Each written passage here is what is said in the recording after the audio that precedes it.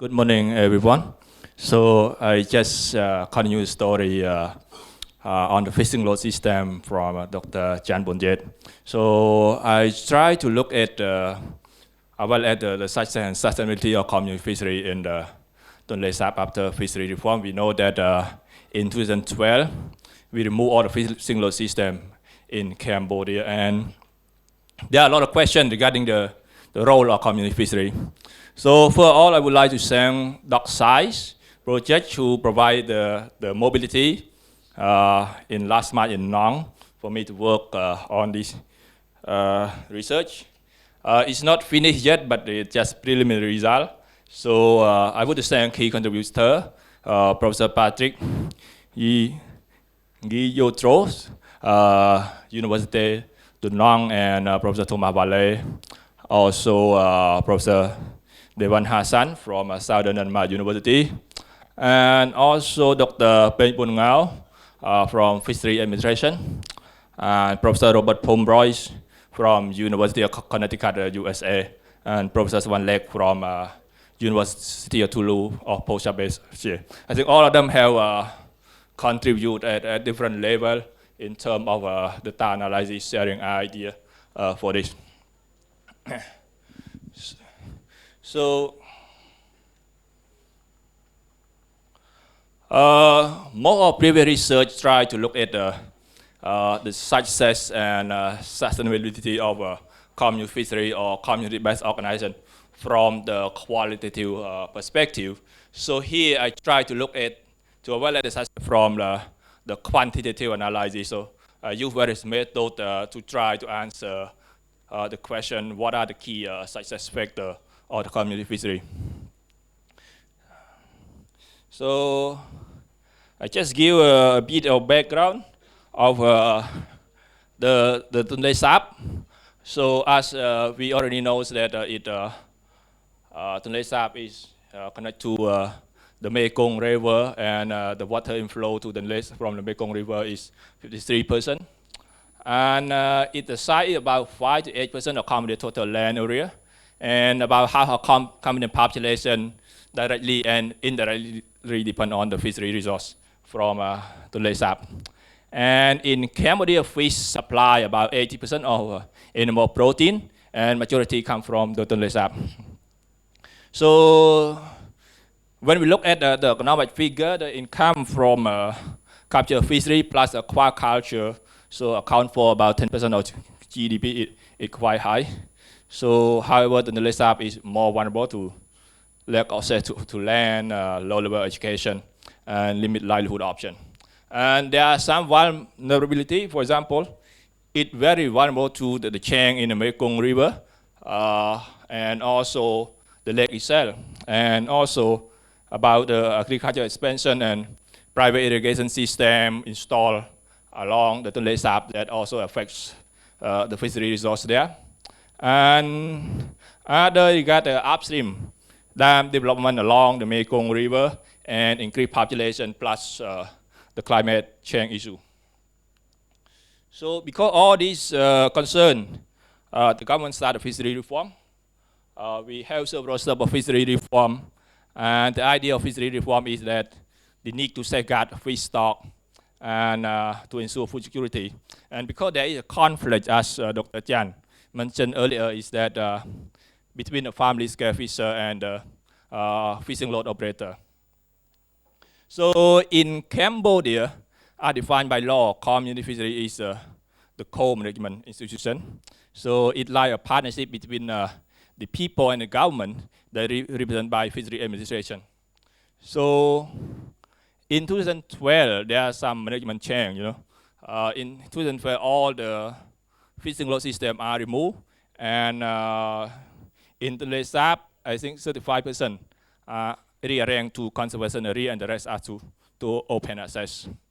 And so the community fisheries start to establish in Tonle Sap in 2001, and in 2006, we have 181 community fishery, and the community size, I mean the area, it's very differing. So it's from very small, 23 hectares to I think more than 19,000 hectares. So when we remove the fishing load system, that put a lot of questions regarding the capacity of community fishery to manage that all the resources. So from that, I will try to look at all these issues. So here our study area, we collect data from 26 community fishery. So we interview 437 community fishery committee and members. So all that study area in Battambang and Kampong Thom. So we, based on literature and qualitative study before, we identify 14 indicators of sustainability of community fishery, or we call community-based co-management. So we have, for example, like community fish, participation in community fishery affair in general, participation in community fishery management. We have about influence over resource, control over fishery, allocation rights, overall quality of life of household income, income from fishery, employment, overall quality of fish, compliance, collective decision, knowledge of fishery management, and quickness of resolving conflict. So all that 14 indicators represent, human well-being indicator and also the governance outcome indicator. So we asked like, what the situation 5 years ago and situation now. So they give a score 1 to 3. 1 is not so good, and 2 is at some level is good, and 3 is good. So we ask all that same question. And then I transform the data come with that result, when we look at all the 14 indicators, most people say, before fishery reform and after fishery reform, the situation are all the same. Yeah? You can see all that the middle one the same. And then we see that VN mean very negative, VP mean very positive, not very much indicates that very negative or very positive. So it generally around the same situation, some level of positive change or some level of negative change. So we can see also that it's the same and mostly more positive change. But one thing that I want you to show is that the red one in terms of fish income and fish quality and employment, you can see all of that, and more negative change, perceived change, on this factor. So it seems like Dr. Chan found in his analysis, that put some question. And also, like here, there's good positive progress, in terms of the understanding and knowledge of fishery management and quickness of resolve conflict. But when we look at exactly in terms of fishing income, so not pursues that very much positive change in terms of fish income. So there I put a question that why there are more perceived negative change in terms of employment, fish income, and fishery quality. Because we assume that when we remove fishing loads, that people will benefit for that fishing income. So I try to look at the why. So when we look at the size of community fishery, when we rank from 23 hectares to about 19,000 hectares, they put a lot of question in terms of capacity to manage that. So I use another method is that I look at the community fishery area. So I do that method we call classification and regression tree. So we do classification and regression at the same time. So the model work well with both qualitative and quantitative variable. So that widely used, for example, in food security, that to identify key success factor, key indicator of food security or famine. So I apply that. So I use community area as a response variable. I want for you to look at that this one.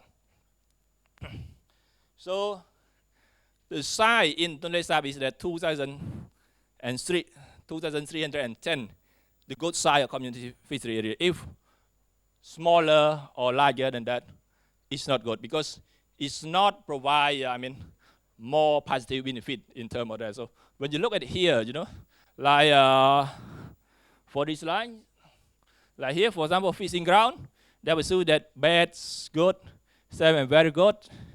There are some for livelihood, there are some the same livelihood or better livelihood.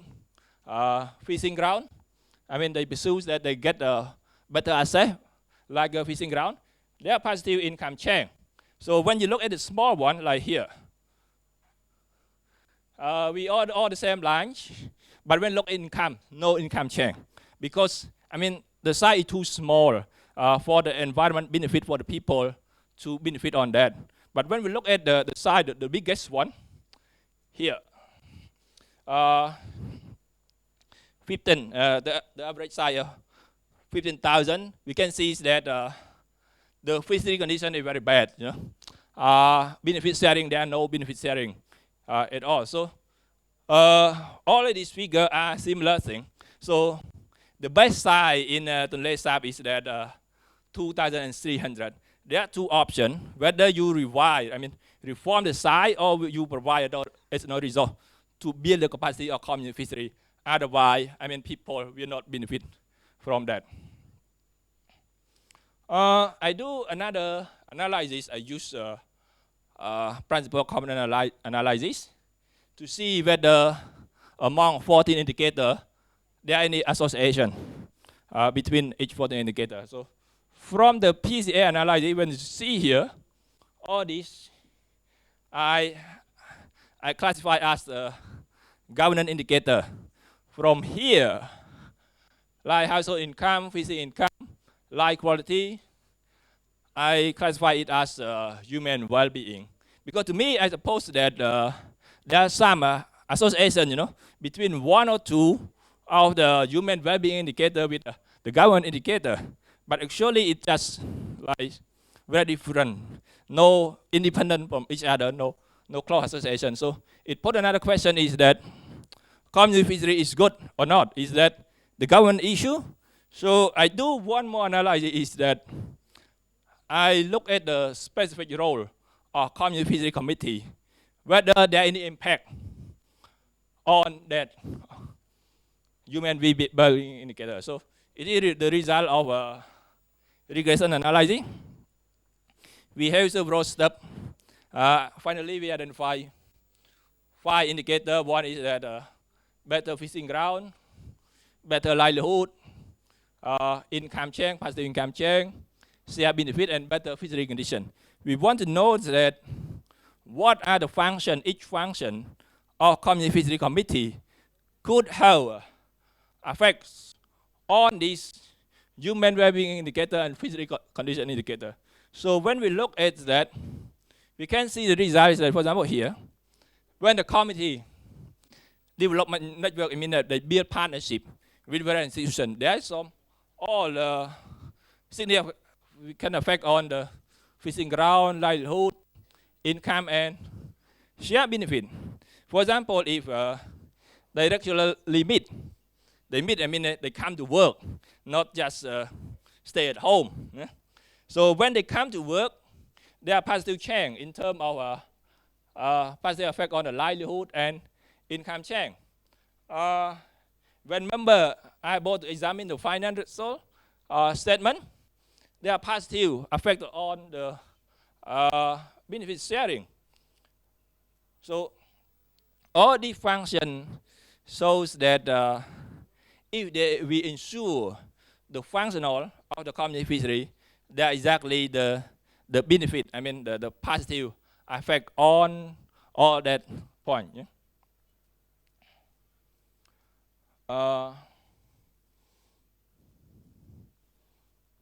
Sorry. So my conclusions that no immediate effect of community fishery because it may take time to see, but there are many indicators that shows that some positive progress. There are strong improvement in terms of knowledge of fishery management and conflict resolution, but there are some negative in terms of human well-being indicators. So we need to further investigate. So we need to look at the size of community fishery because it may affect income and fish quality.